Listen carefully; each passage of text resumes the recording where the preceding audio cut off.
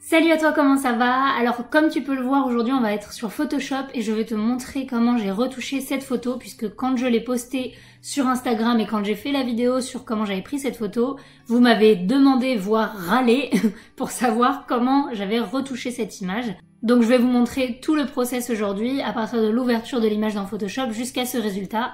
Donc là vous avez juste vite fait le avant-après. Et donc on va partir de cette image-là pour arriver à ce résultat-là et je vais tout vous montrer. Donc on commence direct, donc je supprime ce résultat, on s'en fout. On commence par l'arrière-plan. Première chose que je fais quand j'ouvre une image dans Photoshop, surtout quand c'est de la beauté comme ça, la première chose que je vais retoucher, c'est la peau. Et donc du coup j'ai enregistré une action, ça s'appelle une action sur Photoshop de séparation de fréquences. Donc du coup j'ai enregistré en fait comment on faisait la séparation de fréquences plutôt que d'avoir à la faire à chaque fois. Donc par exemple là si tu vois je déroule et il y a toutes les étapes. Comme ça, j'ai pas à refaire toutes ces étapes à chaque fois. Donc je fais juste play sur cette action. Si tu veux savoir en détail comment on fait de la séparation de fréquences pour la peau et ce que c'est, j'ai une autre vidéo sur laquelle j'ai déjà tout expliqué, je te la mets directement en barre d'infos. Donc pour la séparation de fréquences, je vais commencer par me mettre sur ce calque-là, que je vais d'ailleurs renommer couleur, et l'autre, je vais le renommer texture, parce que c'est ça la séparation de fréquences, c'est de séparer la texture et la couleur pour pouvoir retoucher que l'un ou que l'autre. Et je vais commencer à zoomer sur ma tronche. Mon Dieu, c'est génial. Et on va commencer à retoucher. Alors, la première étape que je fais en séparation de fréquences, c'est de prendre cet outil-là, l'outil correcteur, le pansement quoi. Et donc du coup, je vais venir prendre un pinceau relativement petit. Et en fait, je viens sélectionner une zone et je viens peindre un petit peu à côté quand je vois qu'il y a des rougeurs, voilà, pour que la couleur de la peau soit uniforme. Donc ça c'est l'étape qui peut durer le plus longtemps et qui, quand on est en train de la faire, on a l'impression que ça change pas grand chose des fois. Mais je vais vous montrer un petit peu après ce que ça donne. Et c'est vraiment la première étape la plus importante pour lisser le rendu de la peau en général.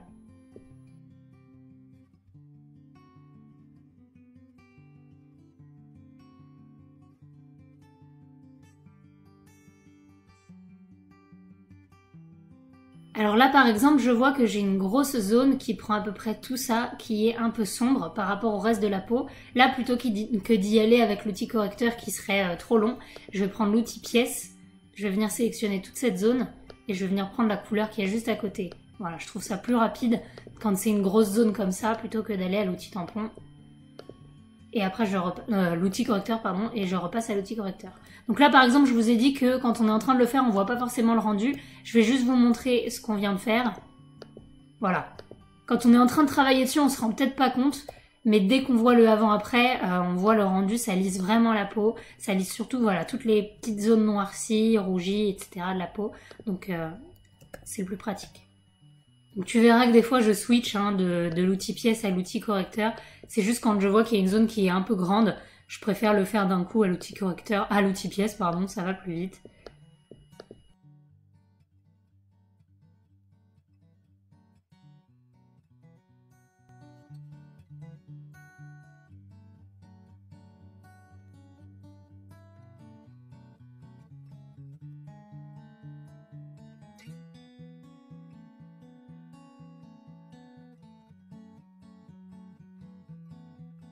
Ok, donc pour le visage on est pas mal. Maintenant je vais passer aux épaules. En fait quand vous faites une retouche de portrait comme ça, surtout si c'est un portrait beauté en close-up, oubliez pas de faire le reste si on voit les bras, si on voit les mains, etc. et que vous avez retouché la peau sur le visage. Faites-le également sur le reste du corps parce que sinon ça va vraiment se voir et ça va faire une démarcation et une différence de qualité qui sera dommage quoi.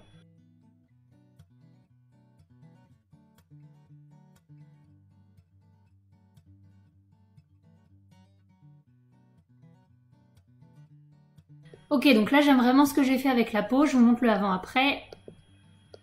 De loin ça donne ça. Et de près, voilà, donc là on a vraiment bien lissé la peau. Maintenant, on va venir enlever tout ce qui est petits poils, etc. Et pour ça, il faut que je fusionne tous les calques, mais je veux garder cette étape-là. Donc je vais faire CTRL, ALT, MAJ et E. Ça va me créer en fait une copie aplatie de tout ce qu'il y a en dessous. Et alors là, je vais venir prendre, selon la zone, l'outil soit pièce, soit correcteur, pour venir retirer tous les petits cheveux. Merde. Pour venir retirer tous les petits cheveux.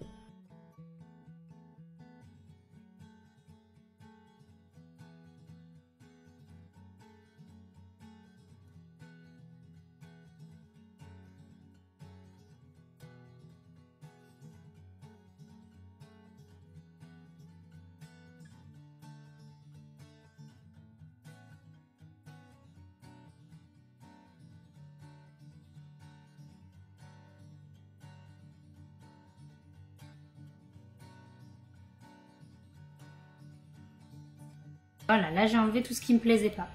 Donc maintenant tout ça, on va encore une fois dupliquer. Je sais que ça prend énormément de place, mais le fait de dupliquer à chaque fois les calques, ça permet de sauvegarder tout ce qu'il y a en dessous et de pouvoir y revenir quand on veut. Et donc du coup là, l'étape que je vais faire, c'est juste de prolonger un petit peu ici. Donc je vais juste prendre l'outil tampon parce que je veux que le fond soit totalement uniforme et que moi, le fond que j'ai utilisé n'était pas assez grand.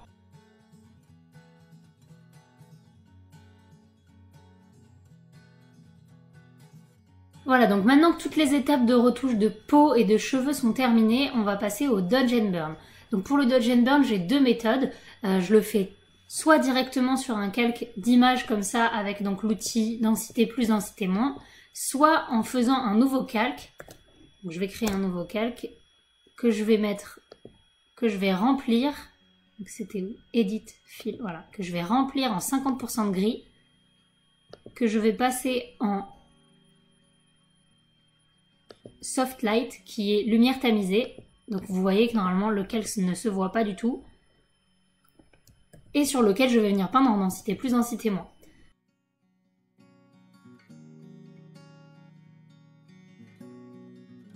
Densité plus, et je vais venir foncer les zones que j'ai envie de foncer. Donc moi par exemple je vais foncer un petit peu les sourcils.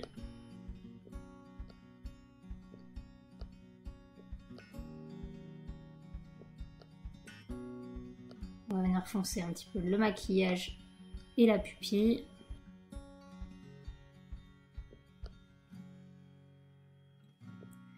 Voilà.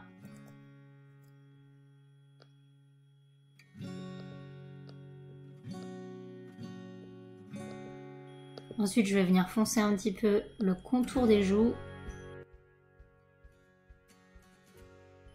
Et on va reprendre la densité moins. Et alors là, on va venir recréer de la lumière. Donc là, je refais un peu le maquillage en fait, hein, parce que comme je suis vraiment pas maquilleuse professionnelle, là, je m'étais maquillée comme j'ai pu. Et du coup, là, on vient en fait réaccentuer le maquillage et la lumière pour vraiment faire ressortir ce qu'on veut, quoi.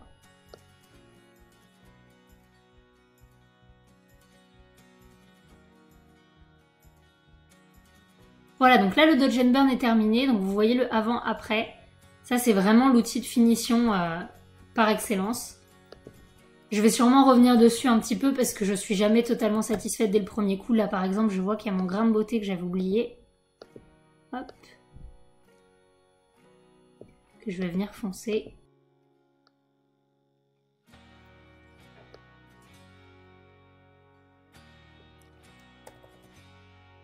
Voilà. Voilà, donc maintenant j'ai recréé une copie de tout ça. Donc je pourrais, par exemple, enlever tout cela. Il y aurait déjà le avant-après total. Donc je vous montre ce que ça donne pour l'instant, ce qu'on a fait. On a fait, voilà, toute la peau, le Dodge and Burn. Voilà ce que ça donne. Donc là, je suis vraiment contente de ce que ça donne. Je vais juste venir prolonger un petit peu les cheveux ici parce que je trouve ça dommage que ça revienne à l'intérieur. Et donc pour ça, je vais utiliser le filtre Liquify, c'est la fluidité.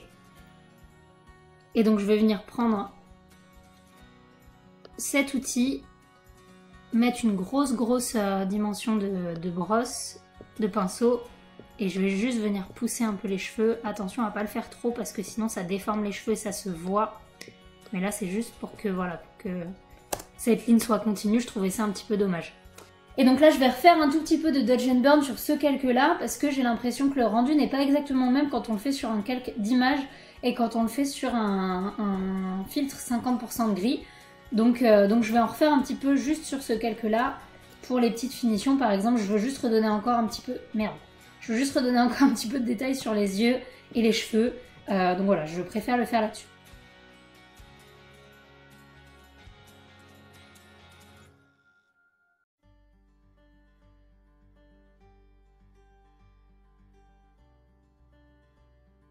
Et là, je vais juste tester de baisser un petit peu l'opacité du calque, de ce calque-là, parce que je trouve que les yeux, etc., c'est peut-être un peu trop, mais je veux pas non plus revenir en arrière. Donc du coup, juste baisser l'opacité du calque global, je trouve ça une bonne solution.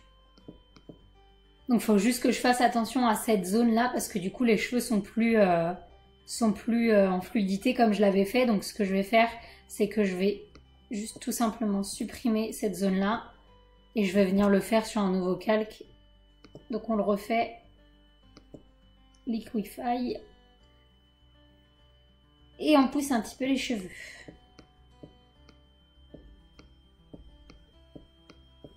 Voilà. Voilà, donc normalement là franchement je suis contente de ce que j'ai fait. Et donc du coup je vais venir faire la chromie. Alors j'ai pas envie de faire grand chose en chromie parce que j'aime déjà ce que ça donne. Donc je vais déjà venir séparer tout ce qui est la beauté avec la chromie. Et pour ça je vais venir faire un dossier que je vais appeler beauté. Je vais mettre tout ce qu'on vient de faire dedans. On va même lui mettre une couleur, on va mettre rouge. Voilà. Donc ça c'est la beauté, c'est tout ce qu'on vient de faire. Et maintenant je vais créer un nouveau dossier que je vais appeler chromie. Que je vais mettre en jaune. Et alors pour la chromie, là je veux pas faire grand chose, je voudrais juste donner un petit peu de contraste et de chaleur et faire ce fond là en plus beige que blanc. Donc sur la chromie, je vais venir créer juste un premier filtre chauffant que je vais passer, comme je veux donner un peu de chaleur mais je veux surtout redonner un peu de contraste et de densité, je vais le passer en soft light. Donc là, ça redonne de la chaleur, mais ça redonne de la chaleur surtout dans les ombres et ça donne du contraste. Et alors par contre là, évidemment, c'est beaucoup trop fort. Donc je vais baisser l'opacité. Ouais, 23, ça me paraît pas mal. Voilà, je vais faire ça. Donc on va juste faire ça. Et ensuite, on va venir faire des courbes pour donner un côté plus beige jaune à ce fond. Et alors pour le faire sans toucher les cheveux et sans mettre 3 plombes à détourer, je vais tout simplement agir que sur les hautes lumières parce que le fond est clair et que les cheveux autour sont très foncés. Donc je vais agir que sur les hautes lumières. Je vais venir rajouter un peu de rouge et un peu de jaune. Voilà, là ça me plaît bien. Et on va faire CTRL-I, comme ça tout le calque s'efface et on va juste venir peindre avec un pinceau. Et là on peut faire très grossièrement parce que même si on déborde sur les cheveux, comme ce sont des valeurs foncées, le jaune beige là ne va pas s'appliquer dessus. Voilà, maintenant qu'on a fait notre sélection, je vais revenir un peu sur les courbes pour modifier comme je le souhaite. Donc je vais mettre peut-être un petit peu plus jaune. Voilà, là ça me plaît beaucoup. Et je vais baisser l'opacité globale. Allez, on va mettre à 50. Et voilà. Chromie, je pense que je vais m'arrêter là. C'est très bien, il n'y a pas besoin de plus. Voilà, donc là je vais juste redupliquer le calque final juste pour vous montrer le avant-après total. Donc on va effacer tout ça. Et donc voilà ce que ça donne. Avant, après, je vais venir rezoomer un petit peu sur la peau, etc. pour que vous voyez le détail.